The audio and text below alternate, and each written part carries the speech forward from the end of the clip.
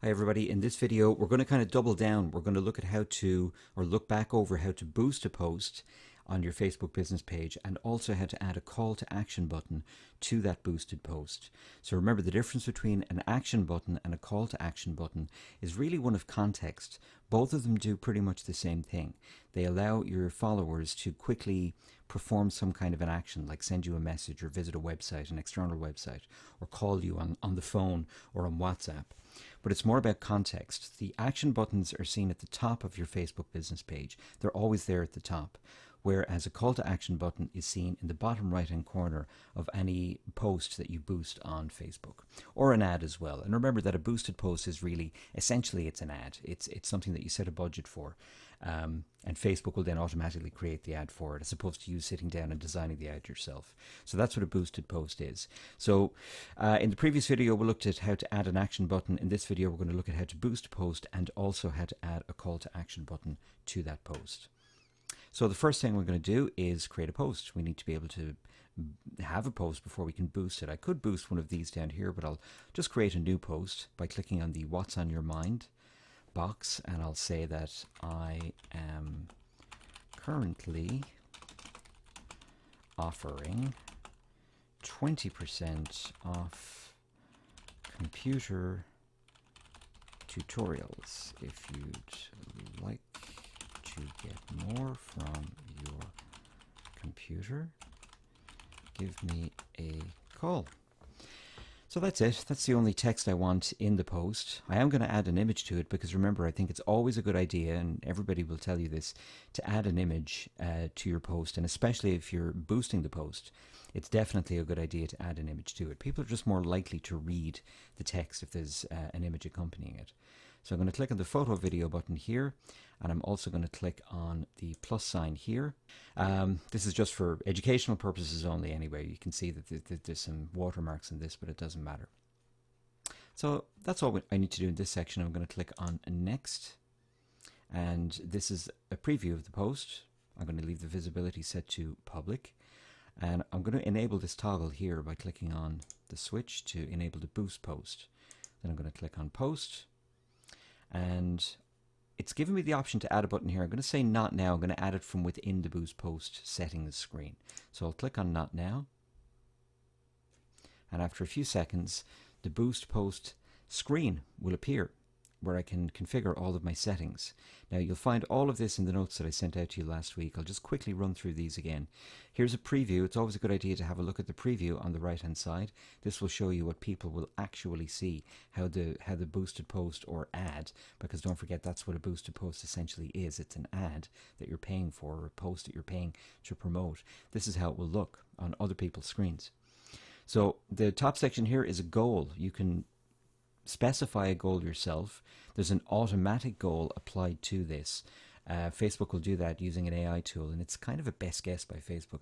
And what it's saying essentially is it thinks that, look, I think from your past activity, your page's past activity, that you probably want to get more calls. If you want to change that, you can click on change that, and you can click on one of these radio circles or radio buttons here. These circles are called radio buttons. But I'll leave the get more calls. It's actually correct. I do want to get more calls. I want people to call me regarding this post. So I'll cancel that, but you can change the goal there. The ad text, well, that's what I've typed in here. And Facebook has an AI tool where it can, in certain circumstances, generate an alternate version of the text that you have typed in. Now, it's currently telling me that we don't have any text variations for this ad. But if it did, you could copy and paste, or you could, actually, you don't even need to copy and paste it. You can just choose to go with that variation of the text instead. Now, that carries a health warning. If I hover my mouse over the I button here, the information button, have a read of this. Meta does not make any warranties regarding the completeness, reliability, and accuracy of the suggested text variations. So if you are using this, if it is giving you some text, some AI generated text, read through it carefully, please, because you never know when mistakes can creep in. But I don't have any, it can't generate anything based on the stuff that I've typed in. So I can go on to the next section. which is the Advantage Plus. This is to do with your audience, so I'm actually going to come back to that in a second when I come down here to defining an audience. The Advantage Plus is set to on. We'll leave it set to on, but I will explain more about it in a couple of minutes. Here's where we add a call to action button, okay? And the action button can be any one of the following. If I left click on the down arrow, it's currently giving me a call now button. That's actually what I want. That's what it's going to look like in my ad. But if I click on the down arrow, you'll see that you've other options. You can have no button if you want. And when I hit the no button, the preview will regenerate, and this is what the ad is going to look like. I always, definitely recommend always putting a call to action button in a boost, in a boosted post or in an ad. It's always a good idea to do it because you want people to engage with that ad in the most convenient way possible. So we could have a book now, learn more, shop now, depending on what you need. But I'm just going to go with the call now button.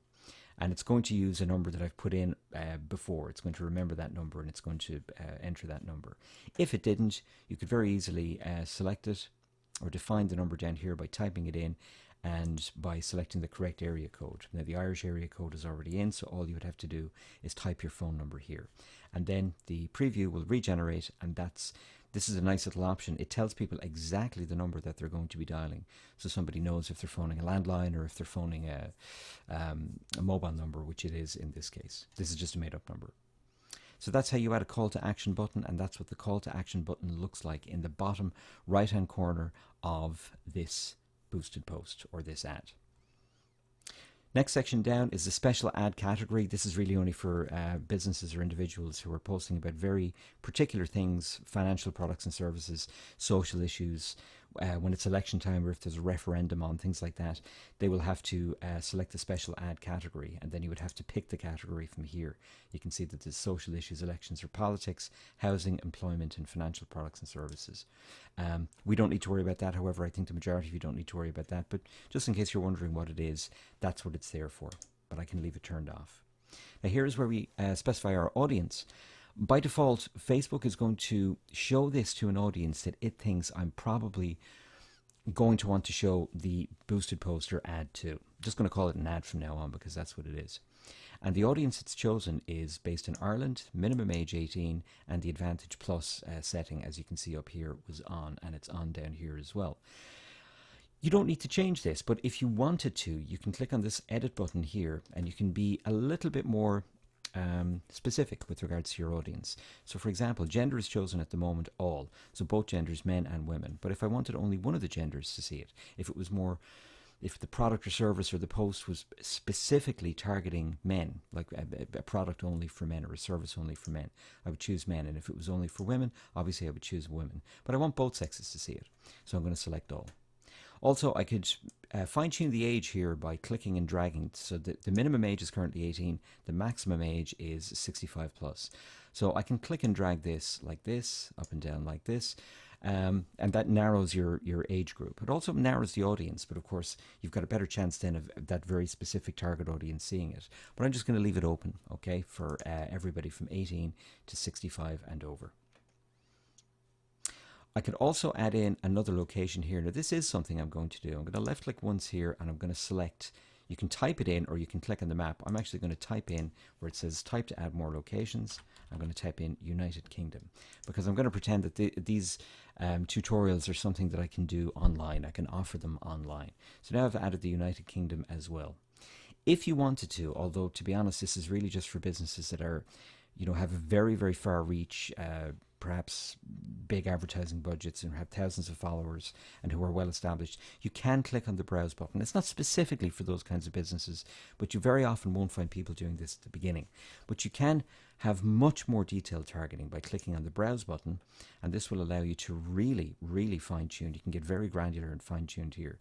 You can target by demographics, so for instance education, an educational level, financial level of income, life events, somebody's anniversary is coming up, somebody's away from their hometown. Facebook can scrape people's profiles for information that they freely put up, and they can then put those people into your target audience. I can also do detailed targeting via interests and also by behaviors. So it can get it can get quite complex very, very quickly. We don't need to go to these links. So I'm going to click on the back button. Just in case you were wondering what the detailed targeting is, you can certainly experiment with it, but we won't. We'll just click on the Save Audience button. So the only change I've really made is that I've added the United Kingdom. I click on Save Audience, and now you can see that United Kingdom is also in there with Ireland. This section down here is specifically when you're showing ads within the European Union by a new EU law that was enacted, I think it was July 2023. When you create new ads that are shown in the EU, you have to tell Facebook the person or organization that the ad is benefiting and the person who's paying for it, or the organization that's paying for it. And that information will be publicly available in the Meta ad library for a year, but it won't be available on the ad itself. It's just for transparency and stuff like that.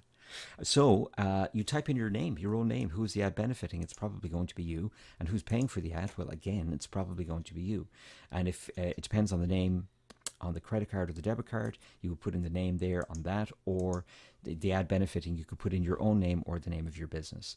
Once that information is put in, you can then click on the Save button. And what that will do is it will save that information so that the next time you go to basically buy an ad or boost a post, the ad beneficiary name and the ad payee, those details will be saved and you can reuse those details. Now, obviously, if you were doing an ad that was for somebody else's benefit, you would have to change it. But, 99% of the time, it's going to be an ad that's going to benefit you, hopefully, and that it's going to be an ad that you're paying for. So you'll be able to reuse this information. When all of that information has been put in, when you've tailored your audience here in the audience details, and when you've put in the beneficiary name and the payer information, all you do then is you click Create New, and then again, all of that information can be reused every time you go to take out an ad or boost a post. So you won't need to do it every time. And then finally, the all-important, almost finally, the all-important duration of the ad and the budget.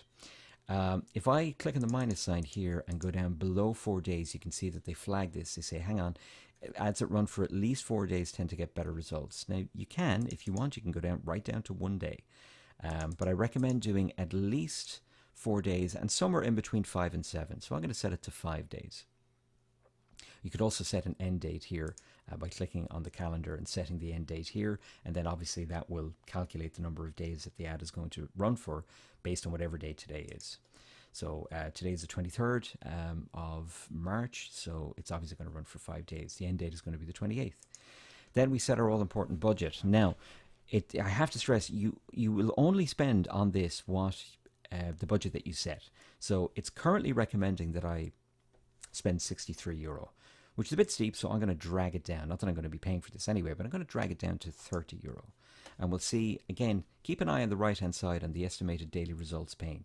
And what they do is they give you an idea of how many people you're going to reach on a daily basis, right? Now, this is only an estimate, but it's worth keeping an eye on it. And there's your total budget and your total amount, okay?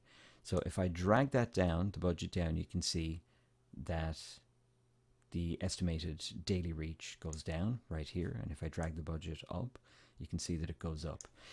There's no exact science to this, folks. It really is just a question of trial and error and experimentation, which is why I recommend starting small. Start with a small amount and start with a couple of days, for at least 4 days, preferably somewhere between 5 and 7. So I'm going to say €30. Okay? Again, if I drag it up, you can see that it goes up. But you have to start wondering then, where's the dividing line between, is the juice worth the squeeze, basically? Am I going to get any conversions back out of this if I go way up to 60? It looks great, like 3,300 to maybe over 9,500 per day. But how many of those are actually going to be converted? So it's a kind of a balancing act. And like I said, it's trial and error and it's experimentation. So I'm going to leave it set to €30. Which means that the estimated, now again, it's only an estimate, of the account center accounts, in other words, Facebook users that are going to be reached per day over the duration of this is going to be just over 2,000 minimum, 6.2 thousand maximum. Again, it depends. Sometimes it could be way more than the maximum, and sometimes it could be under the minimum. There are lots of variables that can affect that. But that's how you set your budget. You can also left click here and you could fine tune your budget by typing in 25.50 or 17.30 if you wanted to. You cannot be charged more than the budget that you're setting. But what might happen is that you might be charged per day. So I've set it to €30 for 5 days. What is that? That's about €6 per day. That's exactly €6 per day. So you might see that appearing on your bill, or they might charge you all at the end, or they might charge you at the beginning. It depends on a number of factors like Facebook's billing period and so on. They give you a little bit of information down here where they say similar businesses typically spend €45 and are able to get 285 link clicks. So you can, if you want to, you can drag it up to the €40. You can fine tune that if you want, €45. And you can see that's gone up to 7,900 as a maximum, but I'll leave it set to 30. Again, not that I'm actually going to be paying for this, because this is just for demonstration purposes. Finally, placements. This is where you want the ad to appear. I recommend having all three selected. Well, Facebook is going to be selected for you by default. You can also have it choose to show it on Messenger. And you can also choose to show it on Instagram. We don't see Instagram here because I don't have an Instagram account connected to my page. But if I did, I would check the box and it would also appear on Instagram. So that's definitely something that you want to do if you have an Instagram account. Also have Messenger checked as well. Metapixel is useful if you have an external website. This has nothing to do with Facebook. This is an external website that you're running externally from Facebook, independently from Facebook. What you can do is if you select Metapixel, you can download a little piece of JavaScript code, which is a programming language, and you then upload that code to your website. And it helps you to track what people are doing when you're on your website. Now that sounds a bit sinister, but it's happening every time you go into a supermarket. The supermarkets are tracking how we shop, what's doing well, what's not doing well. This is just a digital equivalent of that. Whenever anybody goes to your website store and your main website, this code can be used to track what pages they're landing on, what they're spending the most time on, which products or services they seem to be most interested on based on how long they spend looking at it, how many products or services of a particular kind you've sold in the last week. All really useful information. And you can then have that information can then be relayed back to Facebook. And that can help you then create more targeted and specific ads in the future. So it can be very useful, but again, it's only available if you have a website independently of Facebook.